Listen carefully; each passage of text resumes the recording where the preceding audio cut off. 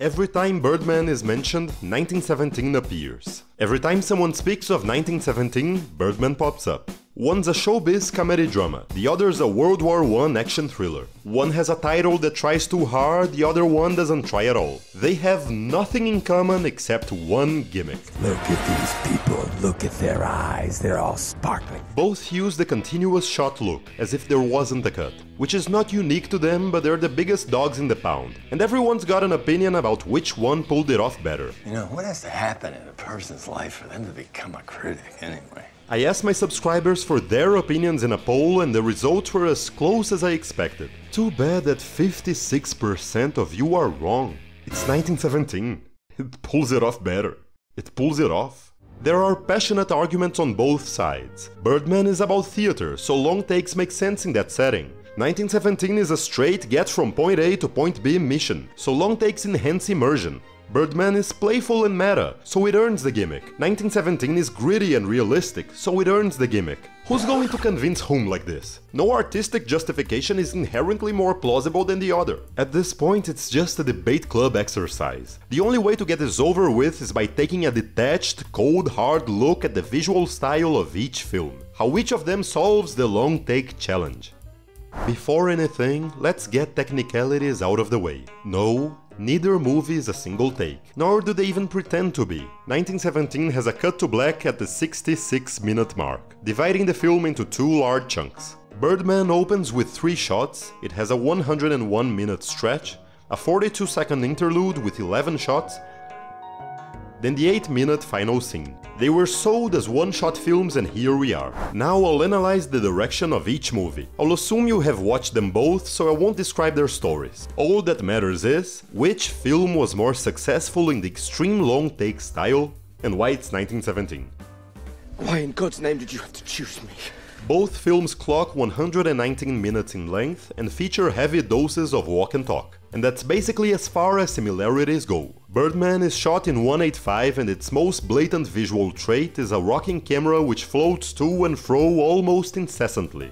It hardly ever settles on compositions, moving to this actor, that one, opening up the angle, closing it. It never wants to stop. Now, is it true you've been injecting yourself with semen from baby pigs? 1917 is in scope, 239. And though it's impossible to claim a one-shot film has an invisible style, it is definitely far invisibler than Birdman. Once actors are done walking, it will fix itself on a set angle and capture the scene patiently. In these moments it only follows actors' movements and wobbles on an avoidable tiny bit. Static compared to Birdman. When they start shooting at you, could you be so kind as to throw it back? There's a good chap. Remember that vase face is optical illusion. This is Birdman's favorite blocking layout. There are exceptions, which I'll go over, but what I've decided to call the vase is the predominant visual language. A profile double close-up two-shot of characters facing each other directly. The camera swaying around, of course, turning profiles into over the shoulder and back. In its endless drunken stagger, Birdman's camera has the responsibility of finding angles. Actors remain in place and the camera will totter into a close-up or an over-the-shoulder shot. Only rarely is an angle achieved by the blocking itself. Sorry, can we just... No, we can't, Mike. Unlike in 1917, with a steady, reliable camera, you barely compute when a close-up or an over-the-shoulder happens. The actor will simply turn to face another actor, and from the position we're watching, the angle has naturally changed. May I tell you something that you probably already know? Because Birdman doesn't have this coordination between actor and camera, it is extensively dependent on pans. How is he? These pans.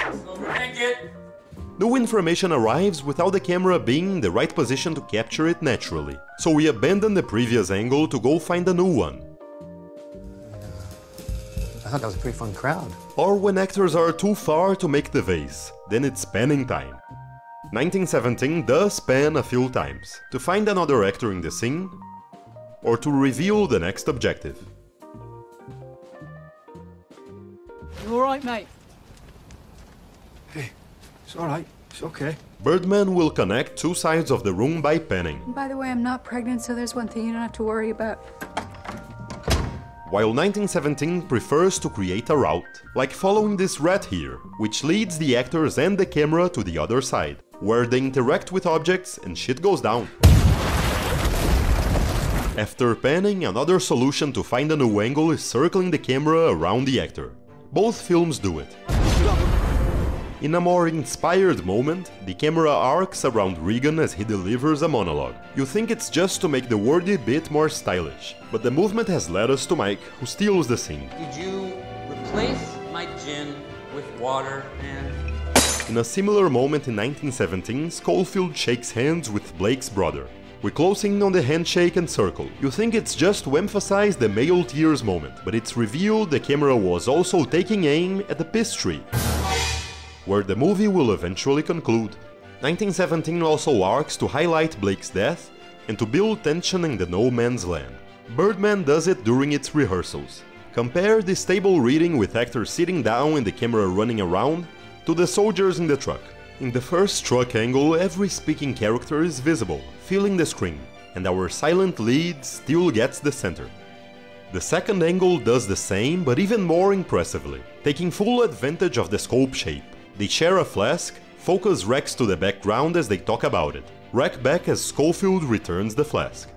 Here's a director who considered the shape of his film, the characters in the scene, the location they're in, and how all of them connect. In Birdman, the camera swirls around 4 characters talking. Sometimes the camera is in the right spot. What about you, Nick? Does that sound like love to you? Sorry, I'm late. But poor Andrea, she has only 2 lines and is off-screen both times. How'd he screw it up if he shot himself in the mouth? Christ, what a nightmare. Yeah. Here's a director who placed his characters in the most obvious neutral position, regardless of how it would look on screen or even on stage, and left the heavy lifting for the camera. Find the drama here. And say, son of a bitch! Your days are numbered! And even with all these angles, we only find out there are people in the audience when it eventually pans.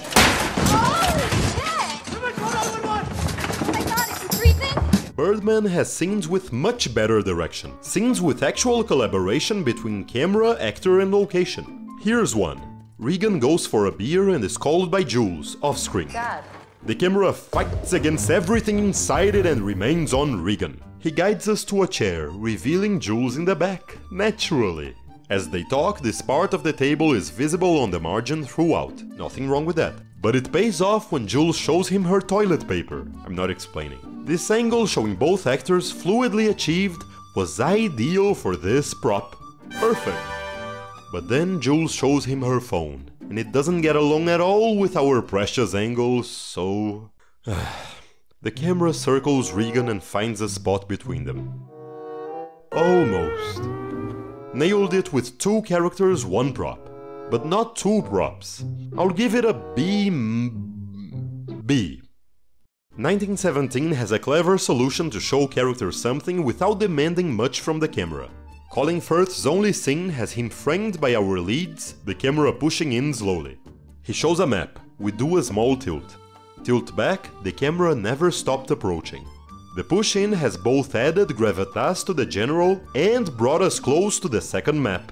The soldiers circle off-screen and fill the empty side of the table. As we tilt back up, we are now facing our leads directly. The now off-screen general adds stakes concerning Blake's brother, and we get closer and closer to his intense reaction. 1,600 men, your brother among them. The simple slow push-in was enough to give us a good view of the general, the first map, the second map, and Blake. The layout of the location and the position and movement of the actors were so well planned that the camera's job was close to nothing. Synergy! Birdman's best moment of staging is Regan's first talk to his ex-wife. The camera reveals her with a small pullback, keeping him in the background. He goes around her, inverting their horizontal positions but keeping the depth. We circle to see her face, but also to include this mirror, which shows Regan's face as he sits down. The angle has also pointed to this side of the room. He goes pick up a beer in the new background, and what's that? Just have to be one. Oh, sorry. He did it! He did the thing! Oh my god, he did that thing! A+, that was enough. A+. Anyway, they face each other, we get a pen and a very fat vase. It's more typical here. When she leaves, we hold on this angle with depth, the door being used. Another terrific moment is this one. We move from the TV to the bar mirror, Regan drinking. We pan away to follow the bartender's motion of delivering another glass. The new angle includes the critic in the background, who will be the scene's subject. Flawless, no notes. She's also placed in the background earlier, when Mike and Regan discuss her. If she likes us, we run. If she doesn't, we're fucked. Mirrors are common in Birdman. Ideal since it's about stage actors and the antagonist is the protagonist himself.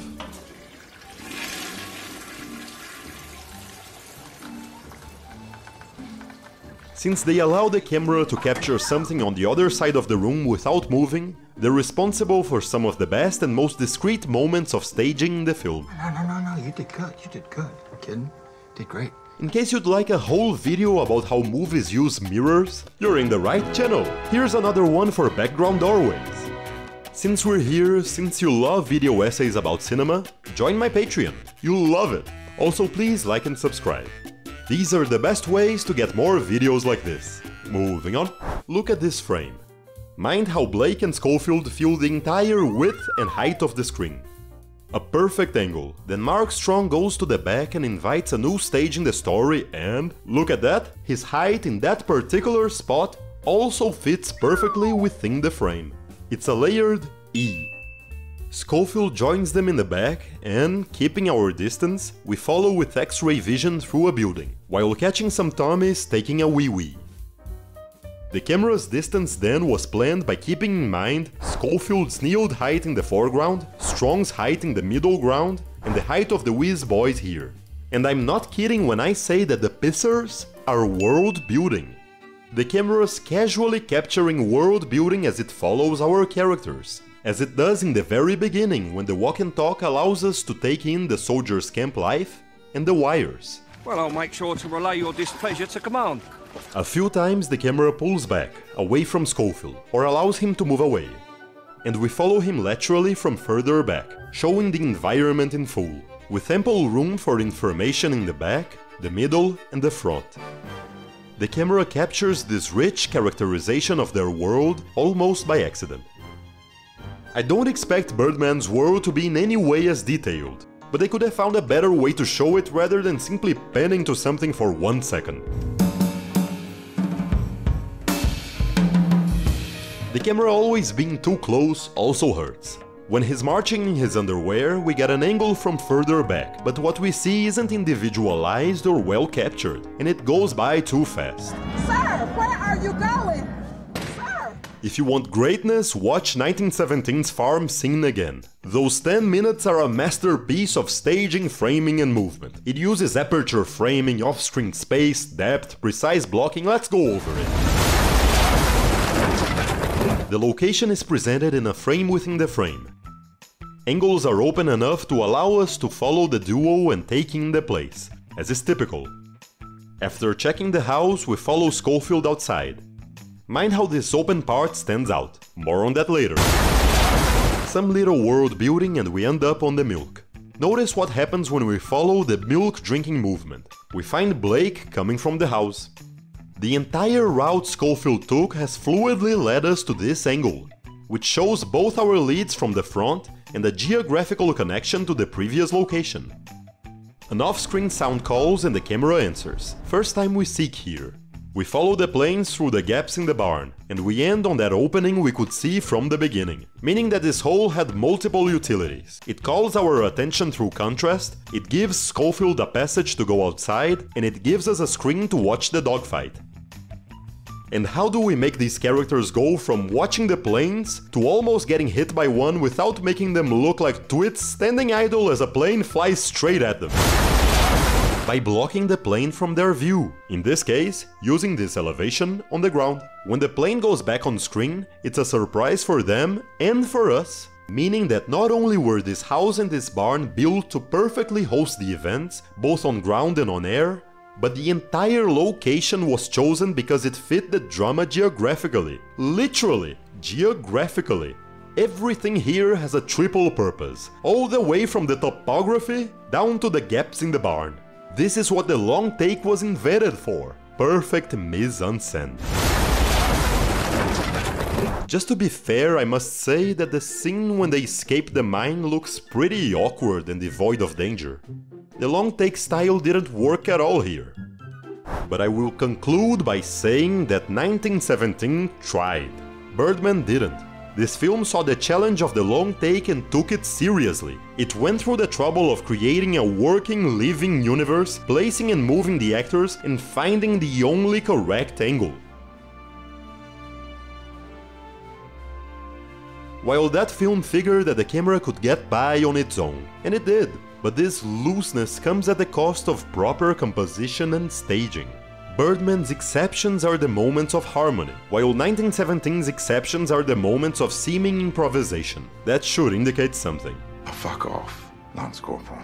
1917's camera is a co-creator of the story. Birdman's camera is a straight-A's geek in a group of slackers. He was fucking drunk, man. And I rest my case. If you disagree, don't sweat it. History is full of great men who were also wrong. Thank you for watching.